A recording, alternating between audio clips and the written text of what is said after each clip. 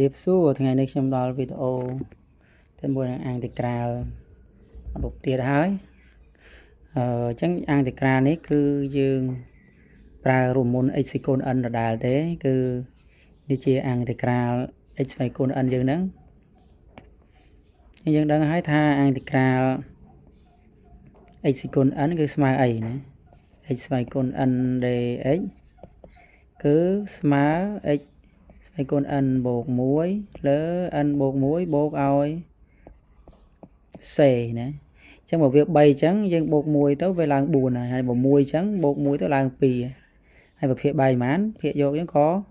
ប៉ុណ្ណឹងដែរណាហើយនេះបើអត់មានអញ្ចឹងយើងថែម x អញ្ចឹងមកមើលអង្គដំណោះស្រាយទាំងអស់គ្នាមកអញ្ចឹងអង្គតិកាលការយើងទៅពេលនេះគឺជាអង្គតិកាលកំណត់ពី2ទៅ3ដែលការយើងហ្នឹងជាអង្គតិកាលកំណត់ពី2ទៅ3នៃ x ការ៉េដក x បូក3ដក x 3 dx ថ្ងៃទីក្រាលនេះគឺវាស្មើនឹងចឹងដូចខ្ញុំនិយាយរួមមុនមកអញ្ចឹងវាស្វ័យគុណ2កាលណាវាឡើងអាំងមកបានស្វ័យគុណ3លើ3ដក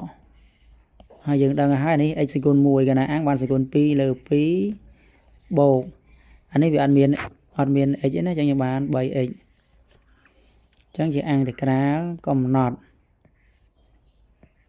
ពីលេខ2ទៅលេខ3ចឹងស្មើចឹងយើងចំនួនកន្លែងណាមាន x ខ្ញុំចំនួន3ចូលមកចឹងបាន3ស្វាយគុណ3លើ3ដកលេខ3ទៀតហើយចឹងយើងចំនួនដោយ3ស្វាយគុណ2លើ2បូក3គុណ3តមកយើងចំនួនលេខ2ចូលម្ដងកាលណាមួយលេខ2ចូលយើងត្រូវដកណាចឹងដកខ្ញុំបាន2ស្វាយគុណ3លើ3អានេះយើងចំនួនទៀតមកដកឲ្យ2ស្វាយគុណ2លើ2បូកចឹងអានេះវាឡើង6យកហ្មង3 2ដង6ស្មើទៀតទៅចឹងយើងដឹងថា3សេគុណ3នេះវា27លើ3ដក3ការ៉េនេះវា9លើ2បូក3 3ដង9ខ្ញុំគុណសញ្ញាដកបញ្ចូលបានដក8លើ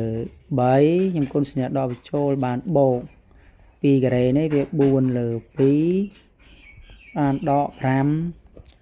1ចឹងយើងគូធ្វើមួយទៀតអ្នកគ្នាត្រូវគិតរៀបណាគឺយើងរៀបបែបនេះស្វ័យគុណ3យើងទូទាត់ជាមួយនឹងស្វ័យគុណ3អ្នកគ្នាសំទោសភាគបែងអញ្ចឹងភាគបែងរួម3នេះជាមួយនឹងភាគបែងរួម3មួយនេះ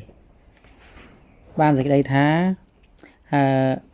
យើងរក្សាភាគបែងដកតែភាគយកហើយ2នេះជាមួយនឹង2មួយនេះអញ្ចឹងយើងសាកទូទាត់ទៅយើងឃើញថា8ឃើញទេ8យើងដកអញ្ចឹងដូចខ្ញុំនិយាយអញ្ចឹងយើងបានភាគបែងរក្សាដកដែលអញ្ចឹងនេះយក27ដក8ចេញទៅយើងឃើញ19លើ3ហើយសម្រាប់ភាគបែងស្មើ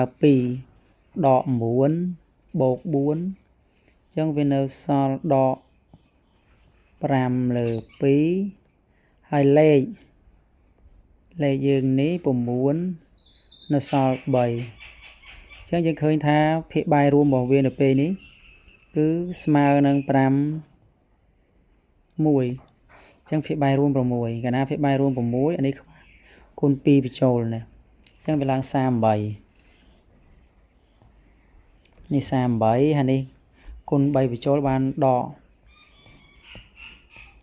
15អានេះខ្វះ6តែម្ដងអញ្ចឹងយើងបាន6គឺវាខ្វះ6តែម្ដងគឺ6 3ដង18អញ្ចឹងអានេះយើងដកលេខនេះមក38ដក15នេះសល់មកនៅសល់អានេះដកទៅសល់2នេះដកទៅនៅសល់3បូក13លើ6អញ្ចឹងអានេះ30 40 ចឹង41លើ6នេះចឹងចម្លើយរបស់យើងឃើញ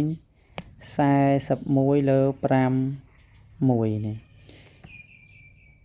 ចឹងចម្លើយរបស់យើងគឺមានតែប៉ុណ្ណឹងសូមអរគុណសូមជម្រាបលាជួបវីដេអូក្រោយៗទៀតបាទសូមអរគុណ